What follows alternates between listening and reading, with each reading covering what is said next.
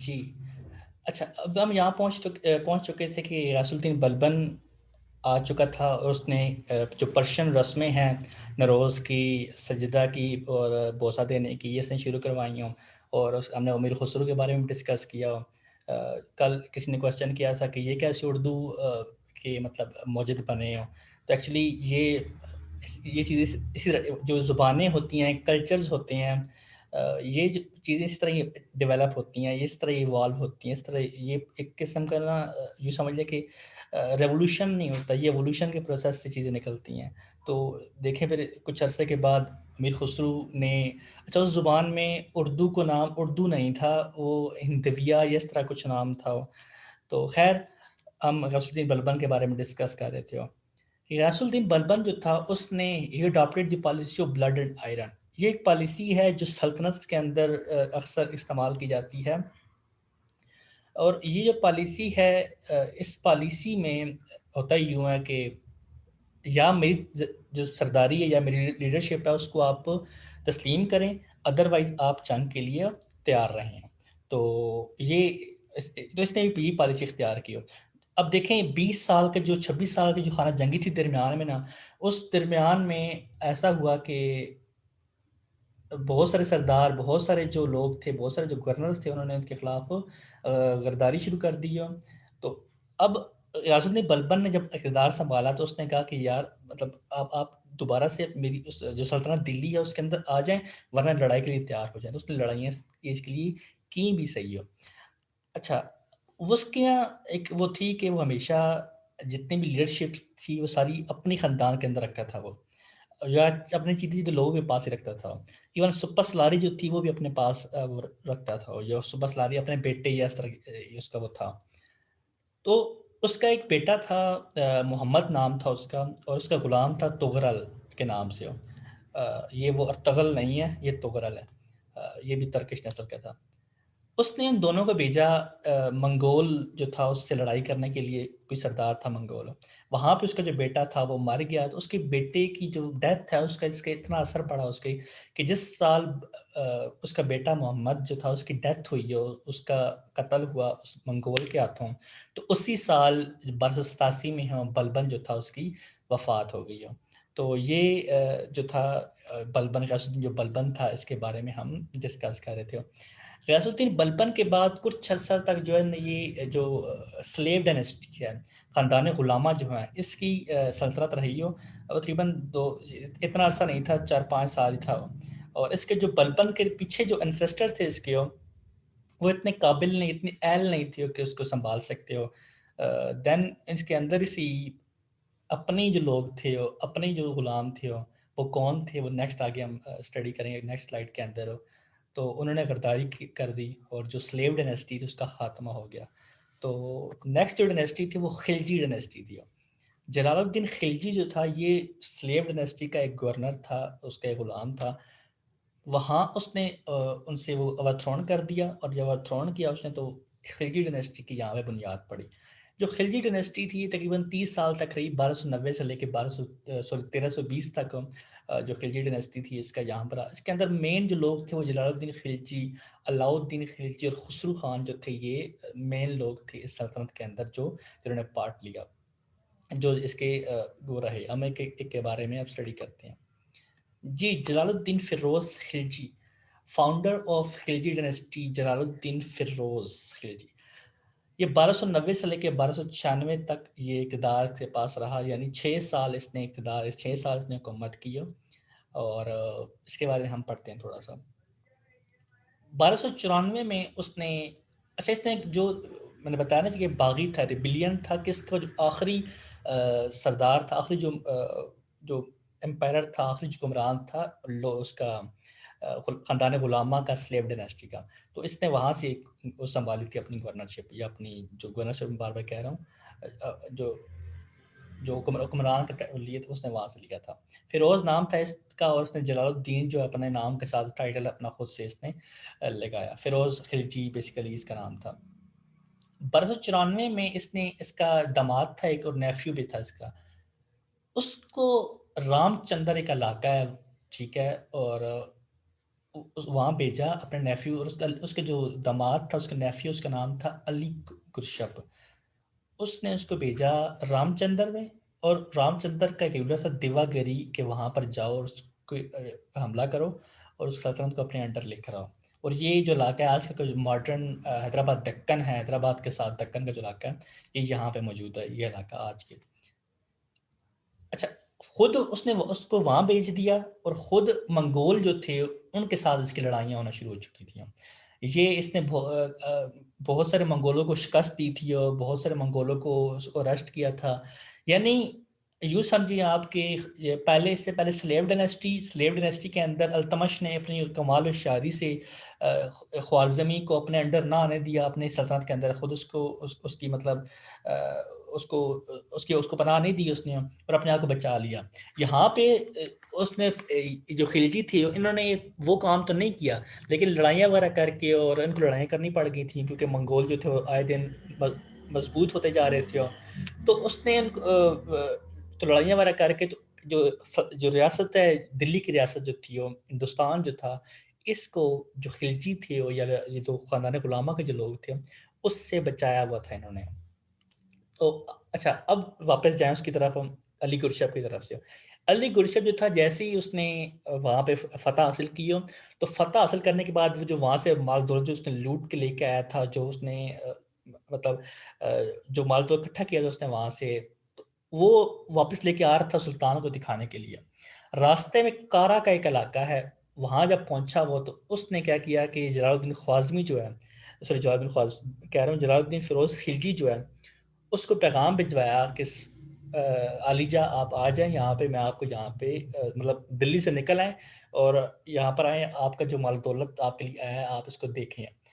जो खिलजी था, ये उसके लिए इतना पागल या इतना वो हुआ था, उसको इतना ट्रस्ट था कि उसने अपनी फ़ौज साथ नहीं ली, और वो अकेला ही चंद एक मुआवज़ों को लेकर वो उसकी तरफ बढ़ गया। और जब वहाँ पहुँचा, तो अली गुरशप जो उसका नेफ्यू भी था और उसका दामाद भी था, ये जलालुद्दीन फ़िरोज़ खिलजी का, ठीक है?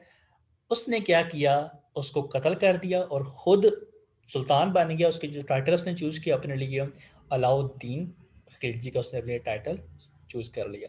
तो मैं आपको बता रहा हूँ बार-बार कि ये सिलसिला आगे भी आप देखेंगे। गुलाम थे, नेफ्यू थे, दामाद थे, कत्ल कर दिया, ओवरथ्रोन कर दिया, खुद बैठ गए, ये चीज़ें आप आगे देखते रहेंगे। तो 1296 में उसने जो जलालुद्दीन फ़िरोज़ खिलजी है उसको कत्ल कर दिया और खुद सरदार बन गया। ये आप इसके मज़ार को देखें, ये इसका मज़ार की पिक्चर मैंने ली हुई है। जी, अलाउद्दीन खिलजी 1296, यानी जैसे ही उसका डेथ होती है तो फ़िरोज़ की, तो उसके बाद अलाउद्दीन खिलजी आ गया। असल नाम इसका अली कुरशब सर हमने पहले पढ़ा है। 1296 से लेके 1316 तक इसकी हुकूमत रहती है। Alauddin Khilji was a nephew and son in law of Jalaluddin Khilji. अब इसके दौर के अंदर बहुत ज़्यादा काम हुए थे और इससे बहुत सारी मिथ्स और बहुत सारी कहानियाँ भी जुड़ी हुई हैं। पद्मावती की एक कहानी है जिसके बारे में अक्सर आपने इंडियन ड्रामों के अंदर, इंडियन मूवीज़ के अंदर आपने देखा, सुना होगा। वो भी हम इसके अंदर डिस्कस करेंगे जो इससे जुड़ी हुई है अलाउद्दीन खिलजी से। सोमनाथ का जो मंदिर है वो दोबारा से बिल्ट अप हो चुका था। जो महमूद गज़नवी है वो गिरा के चला गया था। मैंने आपको बताया ना कि उसने अपनी हुकूमत बाकायदा वहाँ पे नहीं बनाई थी। तो बाद में जो सोमनाथ का मंदिर है वो बाकायदा दोबारा बिल्ट अप हो चुका था। दोबारा वो का उसी तरह चल रहा था। 150 सदी तकरीबन दोबारा वो रहा वो। तो जो अलाउद्दीन खिलजी ने पहला काम तो ये किया कि सोमनाथ के मंदिर को जो दोबारा रीबिल्ट हो चुका था मिड 12th सेंचुरी के अंदर, उसने वहाँ जाकर उसको ख़त्म कर दिया। कहा जाता है कि गोल्डन एज फॉर एक्सपीडिशंस, ये गोल्डन एज थी एक्सपीडिशन यानी जंगों की या फतवात की, मुसलमानों के लिए कह लें या जो दिल्ली सल्तनत है इसके लिए। क्यों, कैसे कि इसने जो साउथर्न इंडिया है, इससे पहले आपने देखा होगा बंगाल तक तो ये गए थे, लेकिन बंगाल से उस तरफ जो हैदराबाद, दक्कन और जो भूटान या नेपाल के जो इलाके हैं या इस तरह के जो बाकी जो एरियाज़ हैं, वहाँ पर अभी तक आपने जो पिछली कहानियाँ सुनी हैं सारी की सारी, जो पूरी हिस्ट्री सुनी है मेरे से, उसमें आपने इन इलाकों का ज़िक्र नहीं सुना होगा। तो वो साउथर्न इंडिया का इलाका है। ये चाइना की सरहदिया, बाकी ये भूटान है, इससे सब सारा लगता है ये सारा। सिक्किम का जो सिक्किम का इलाका है, हैदराबाद का जो इलाका है, तो यहाँ पे उस इलाके में पहली दफ़ा अलाउद्दीन खिलजी ने अपने कमांडर वगैरह भेजे, वहाँ पे जंगें लड़ी और वो खुद वहाँ पर गया। अब इसके दौर के अंदर कहा जाता है कि इसके दौर के अंदर एक काम जो हुआ, इसने एक एक्सपीडिशन भेजी थी एक इलाके में। और अब ये फ़िक्शन स्टोरी है या ट्रुथ है, आई डोंट मतलब इसके बारे में जो हिस्टोरियंस हैं वो उसके बारे में क्लियर नहीं है। मैं बात करूँ पद्मावती की जो स्टोरी है इससे जुड़ी हुई है अलाउद्दीन खिलजी के साथ उसकी कि ये बहुत एजाज था, ये कहानियों ये एक जो कहानी है उसके अंदर ये फ़िक्शन स्टोरी है, ये जो भी है ट्रुथ है, रियलिटी है, ये इससे जुड़ी हुई है बहरहाल।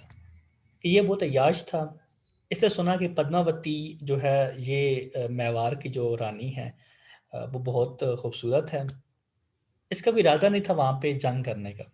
ये वहाँ पर गया और उसने वहाँ पे जंग की। अब इसकी उससे शादी हुई या ना हुई नहीं हुई, ये जो कहानी है, ये जो आगे कहानी का जो वो है, वो उसके बारे में नहीं बताता। लेकिन बाद में आजकल के दौर के अंदर इसकी बार मूवीज़ बनी हुई हैं, इंडिया बॉलीवुड की मूवीज़, ड्रामाज़ बने हुए हैं, फ़िक्शन स्टोरीज़ जो एक कहानी है उसको मज़ीद मज़ीद बढ़ा-चढ़ा कर पेश किया गया है। तो अब ये हुआ था या नहीं हुआ था, ये इसके बारे में कोई वो नहीं है, क्योंकि जिस बंदे ने ये सबसे पहले ये कहानी लिखी है मुसलमान था वो। अली इस तरह कुछ नाम था उसका, मेरे ज़हन में निकल गया वो मुसलमान था जिसने कहानी लिखी थी वो। तो और उसकी जो कहानी थी, जब उस जिस कहानी का मतलब जिस किताब के अंदर वो कहानी थी वो, उसका टाइटल वो क्या है, ये है कि वो फ़िक्शनल स्टोरीज़ हैं। अब फ़िक्शनल स्टोरी, अब इस फ़िक्शनल स्टोरी को यहाँ जोड़ना क्या बनता है या नहीं बनता? ये 14वीं सदी का ही राइटर था एक, और मुसलमान राइटर था और इंडिया का ही राइटर था, दिल्ली का ही सल्तनत के जो है ना अंडर दरबार का ही राइटर था। तो अब यहाँ से वो चीज़ होती है कि शायद ये ट्रुथ था। कहीं देखें, कहीं न कहीं तो चीज़ कहीं क्लिक होती है तो लिखने वाला लिखता है। लिखने वाले के पास अक्सर राइटर क्या कहते हैं कि हमें कहीं से इशारा मिलता है, हमें कहीं से कुछ बताया जाता है। वो तो ख़ैर ऊपर वाले की बात करते हैं कि हमें वहाँ से आता है। तो आज इवन भी अभी भी देखें आप, पॉलिटिकल राइटर्स को देखें, वैसे देखें किसी को आप, तो कोई इंसिडेंट होता है तो कोई लिखता है, ऐसे कोई सोशल इश्यूज़ कोई इंसिडेंट होता है तो कोई लिखता है, ऐसे कोई भी नहीं लिखता। तो लेकिन अभी जो मुस्लिम्स हैं वो कहते हैं कि ये गलत है, बट इंडियन जो इसको बढ़ा चढ़ाकर पेश करते हैं कि मुसलमान बड़े एजाज थे, और ये जो वो है ये एक मिथ है। खैर, इसकी कहा जाता है कि इसके दौर के अंदर जो एडमिनिस्ट्रेटिव वर्क था वो बहुत आला था, बहुत ज़बरदस्त था इसके दौर के अंदर। इसने पहली दफ़ा जो है ना टैक्स इकट्ठा करने का, रेवेन्यू इकट्ठा करने का निज़ाम बनाया। अफ़सर हर ज़िले के अंदर, हर इलाके के अंदर अपने अफ़सर लगाए और ये पहली दफ़ा इसने यहाँ पर ही काम किया था इस दौर के अंदर। इससे पहले अगर आप देखें तो पीछे चले जाएँ मौर्य डायनेस्टी के अंदर, बीसी से पहले, बीसी जो बीसी है वहाँ चले जाएँ आप। ईसा अलैहिस्सलाम की पैदाइश से पहले मौर्य डायनेस्टी, पहला दूसरा लेक्चर पे आप जाएँ, तो वहाँ भी उन्होंने भी टैक्स का निज़ाम बनाया था। तो ये इतने अरसे के बाद दोबारा से टैक्स का निज़ाम बहाल किया या उसको शुरू किया इंडिया के अंदर, वो ये अलाउद्दीन खिलजी था। अच्छा, इसके बारे में कहा जाता है कि ऑल ऑल मर्चेंट्स, हिंदू और मुस्लिम, जो चाहे वो हिंदू हैं या मुस्लिम्स हैं, कि आप रजिस्टर्ड करवाएँ अपना जो कारोबार है, अपनी दुकानें हैं, अपनी जो मंडियाँ हैं, उनको आप रजिस्टर्ड करवाएँ। और वो जो रजिस्टर्ड करवाने का जो काम जिसको सौंपा गया, ठीक है, दीवान-ए-रियासत के नाम से एक एक वज़ारत कायम की गई हो, जिसे आजकल के दौर के अंदर हम कॉमर्स के मिनिस्ट्री कहते हैं, तिजारत की मिनिस्ट्री कहते हैं। आज भी पाकिस्तान के अंदर हमारे ताजरों को कहा जाता है कि आप रसीदें जो खरीदो-फ़रोख्त की रसीदें आप जमा करवाएँ एफबीआर के पास, या तो वो इस पे बड़ा मतलब शोर मचाते हैं कि ये गलत काम है, इस तरह नहीं होना चाहिए। ये जो जो 14वीं सदी के अंदर अलाउद्दीन खिलजी ने काम कर दिया था। आज की हमारी रियासत में पाकिस्तान के जो सबसे बड़ा जो एक अगर हम देखें पॉलिटिकल और इकोनॉमिकल टर्म्स के अंदर सबसे बड़ा मसला हमारा टैक्स रेवेन्यू का ना होना है। तो उस दौर के अंदर अगर देखें टैक्स का निज़ाम उन्होंने कितना बेहतरीन बनाया हुआ था। तो हम इतने मॉडर्न दौर के अंदर आकर भी वो सिस्टम उस तरह नहीं बना पाए अपने लिए कि हम टैक्स का निज़ाम, हम टैक्स जो है ना कलेक्शन बेहतर कर सकें। खैर, Islamic land tax was called खिराज, ठीक है, जज़िया जिसे कहा जाता है। खिराज का जो निज़ाम था, सॉरी, जज़िया और चीज़ है, खिराज और चीज़ है। खिराज का जो इस्लामिक का जो लैंड का टैक्स का जो निज़ाम है, ठीक है, इस्लामी जो टैक्स का निज़ाम है, वो इसने यहाँ पे शुरू किया था। ज़मीनों के ऊपर टैक्स जिसे कहा जाता है। ज़मीनें बरानी हैं, नहरी हैं, दरिया के पास हैं, मतलब तो इन हर और फसल कौन-सी है, उस लिहाज से जो टैक्स का निज़ाम है, उसने ये यही शुरू किया था। और एक और इसके साथ जुड़ी हुई चीज़, इसने कहा था कि जो टैक्स होगा के कैश में होगा। यानी इससे पहले जो टैक्स लोग देते थे कि आप एक गंदा में 50 बोरियाँ निकली हैं तो 20 बोरियाँ आप हमें देंगे 30 अपने पास रखेंगे। 10 निकली हैं तो 4 हमें देंगे, 6 अपने पास रखेंगे। तो इसने कहा नहीं बेचें, टैक्स मुझे पैसे उसमें दें। तो यही वजह है कि आप देखें फिर पूरा एक्सपीडिशन जो उसने की नाज़रन इंडिया के अंदर असला फ़ौज को खिलाना या वो सारा, तो वो इसलिए होता है फिर कि टैक्स जब हाथ में पैसा होता है तो यही वजह थी कि फिर पैसा इसलिए पैसा था, एक्सपीडिशन वो कर रहा था। He also adopted the blood and iron policy of Balban in tackling the Mongol menace. So he built a protecting wall around Delhi and repaired the old forts in the roads of Mongols. उसने blood और iron की जो policy अब इख्तियार की जो बलबन की थी, यानी अब ये जो पॉलिसी थी उसने ये क्यों इख्तियार की है? उसको डर था कि लोकल जो कमरान हैं वो मंगोलों के साथ मिल ना जाएं, ठीक है उनसे। और हुआ भी यूं था, आप आगे देखेंगे इंटरेस्टिंगली इससे एक सल्तनत के बाद कि जहाँ के लोकल जो राजे महाराजे थे उन्होंने तैमूर लंग को दावत दी थी कि आप आए, मेहरबानी करें यहाँ पर आएँ और लूट कर ले जाएँ और हमें यहाँ पे हुक्मरान बना जाएँ। तो ऐसे हुआ भी, आगे हम इसके बारे में डिटेल स्टडी करेंगे। तो ये इसको डर था, तो इसलिए उसने ब्लड एंड आयरन की पॉलिसी रखी कि ताकि लोग मेरे अंडर रहें, जो मुझे नहीं मानेगा वो या जंग करेगा या मुझे मेरे उसके अंडर आ जाएगा। तो ये इसकी पॉलिसी थी। इसके अलावा आजकल का जो आप दिल्ली के शहर, हम तो खैर नहीं जा सकते वहाँ पे, लेकिन अगर आप पिक्चर्स देखें, गूगल सर्च करें तो आपको जो उसके दीवारें नज़र आएँगी दिल्ली शहर की, जिस तरह लाहौर की तर्ज के फोर्ट्स ये जो दीवारें हैं, मतलब आज भी अगर देखें तो लाहौर के शहर के दरवाजे हैं या वो दीवार बनी हुई है, तो उसी तर्ज पे उसने जो दिल्ली की जो थी उसके आसपास किला बनवाया और जो दीवारें हैं वो खड़ी की हैं उसने। तो ये अलाउद्दीन खिलजी के दौर की वो उसकी पेशरफ्त है, उसके एडमिनिस्ट्रेटिव वो सारी चीज़ें हैं। तो ये हम स्टडी हमने की हैं। अब मैं आपको पीछे लेकर जाता हूँ, जो पहली हमारी स्लाइड थी वहाँ पे। जी, हम ममलूक ख़ानदान को डिस्कस कर चुके हैं, हम खिलजी ख़ानदान को डिस्कस कर चुके हैं। खिलजी ख़ानदान के अंदर भी 1320 के अंदर बाद में बगावत होती है और तुगलक जो नस्ल का गुलाम होता है वही बगावत करता है, गुलाम होता है, गवर्नर होता है, ठीक है। दौलतपुर का पंजाब का इलाका है एक, ठीक है। और तुगलक जो डायनेस्टी है वो कायम करता है। और फिर इसके बाद सैयद ख़ानदान की, और फिर लोधी और लोधियों को शिकस्त देता है, इब्राहिम लोधी को बाबर। तो ये सिलसिला आगे चलता रहता है। लेकिन आज के इस लेक्चर के अंदर हमने सिर्फ ममलूक और खिलजी ख़ानदान को डिस्कस किया है, क्योंकि मैं चाह रहा था कि हम एक और इम्पोर्टेंट जो फैक्टर है सूफ़ीज़ एंड इस्लाम को ये भी डिस्कस करें। मैंने कल भी एक बात की थी और उससे परसों भी एक बात की, जुम्मे वाले दिन भी मैंने बात की थी कि, और आज भी इवेंट मैंने डिस्कस किया, अगर पृथ्वी यहाँ पर होता, यहाँ पे राजा जयपाल होता, तो कभी भी इस्लाम यहाँ पर फैल नहीं सकता था, ठीक है। तो ये हकीकत है, ऐसे नहीं। मतलब इस्लाम जापान में क्यों नहीं फैला फिर? वहाँ भी तजारत हो रही थी। क्यों? वहाँ पे लोकल वो नहीं थी, जो एडमिनिस्ट्रेशन है, जो गवर्नमेंट है, या तो वो तो नहीं थी ना, मतलब वो वहाँ पे तो इस्लाम नहीं फैल सका। तो इस ऊपर से रियासत का होना बड़ा अहम होता है, बड़ा ज़रूरी होता है। ठीक है, जो रियासतें थीं वो गलत काम कर रही थीं, मतलब कहीं ऐसे काम उनके गलत थे, वो ठीक नहीं थे, वो इस्लामी नहीं थे, वो शरीयत के मुताबिक नहीं थे।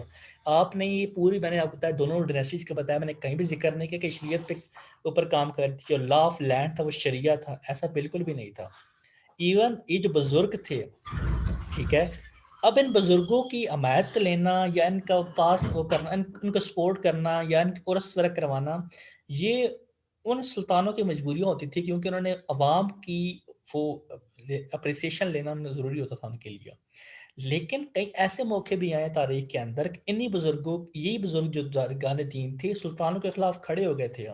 ये आगे हम इंशाल्लाह पढ़ेंगे, नेक्स्ट जो कल के वो मैं अच्छा बाद में डिस्कस करते हैं इसको, कल क्लास होगी या नहीं। तो ये आप चीज़ देखेंगे आगे हम। तो ये हुआ। अब इस दौर के अंदर जो मशहूर बुज़ुर्गान दीन हैं, अगर उनका मैं आपको बता दूँ, मुइनुद्दीन चिश्ती और बाबा गंज अली अजमेरी हैं, ठीक है, और निज़ामुद्दीन औलिया हैं और ख्वाजा मुख्तारुद्दीन काकी हैं। तो ये जो बुज़ुर्गान दीन हैं, ये कुछ अच्छा, फिर वो जो बहाउद्दीन ज़करिया मुल्तानी हैं, सुहरावर्दिया जो सिलसिला के हैं। ये जो 5-6 जो बुज़ुर्ग हैं, आप देखें लाहौर वाले जो दाता हैं, ठीक है, अली अजमेरी, मुल्तान वाले सुहरावर्दी नस्ल के जो सिलसिले के जो हैं, हज़रत शेख बहाउद्दीन ज़किया मुल्तानी हैं, फिर अजमेर शरीफ में आप चले जाएँ, ठीक है, मुइनुद्दीन चिश्ती और देन ख्वाजा बख्तियारुद्दीन काकी, और देन आप आगे आगे जाए निज़ामुद्दीन औलिया। ये इंडिया के अंदर के मज़ारात आज भी हैं, और 2 मैंने अभी जो ज़िक्र किया, ये पाकिस्तान में है। तो ये इस दौर की जो 2 250 साल थे ना, इस दौर के अंदर, ये जो 2 250 सालों के अंदर जो इस्लाम फैला ना, सही करके इसे कहते हैं, जिसने यहाँ पे ये लोगों की कहते हैं ना कि आम रूट्स के अंदर, लोगों के रूट्स के अंदर जो इस्लाम गया, वो इन बुजुर्गान दीन की वजह से गया, और ये 2 250 सालों के अंदर गया, और इन 2 250 सालों के अंदर ये तकरीबन सिलसिला बनता है। 990 के से शुरू होता है ये, जब अली हजवेरी जो थे, ये अली हजवेरी जो थे, ये महमूद गजनवी के साथ आए थे लाहौर के अंदर। तो तब से सिलसिला शुरू होता है, ये निज़ामुद्दीन औलिया पे आके ख़त्म तो नहीं होता, इसके बाद तो ज़ाहिर बात है निज़ामुद्दीन औलिया ने आगे जो थे अपने पूरे हिंदुस्तान के अंदर जो सूफ़ीज़ थे उनको भेजा, और ये अब क्योंकि हमारा वो टॉपिक ही नहीं है, तो मैं उसको मज़ीद उस पे वो बात नहीं कर, क्या हुआ, कैसे हुआ सारा कुछ, तो वो बात हम डिस्कस नहीं करेंगे। तो ये 2 ढाई सालों के अंदर इस सल्तनत के अंदर होते हुए इस्लाम जो फैला, और भरपूर तरीके से फैला हो। तो ये एक एस्पेक्ट था, ये डिस्कस करना था, मैंने ज़रूरी था बताना, क्योंकि अक्सर लोग कहते हैं कि जो सल्तनतें बनी हुई थी वो तो अपने इक़्तिदार के लिए थी, ठीक है, इक़्तिदार के लिए थी, लेकिन उनके दौर के अंदर पॉजिटिव वर्क और था, और हमारे लिए और था। अगर वो ना होता, तो अल्लाह ना करे हम भी आज हिंदू या हम वही होती, क्योंकि नस्ल तो हम चलते तो वही आ रहे थे हम, या बुद्ध मत के मानने वाले होते, या हिंदू मत के मानने वाले होते, लेकिन हमारे नसीब, हमारे उसके कुदरत के फैसले होते हैं, हमारा लिखा हुआ था, तो हम पैदाइशी मुसलमान हैं, अल्लाह का शुक्र है ये। तो ये आज का लेक्चर था, और आज के लेक्चर यहाँ मैं ख़त्म करता हूँ, और उसके बाद हम क्वेश्चन आंसर सेशन की तरफ जाते हैं। लेट मी, मैं इसको ज़रा इसकी ये रिकॉर्डिंग बंद कर दूँ।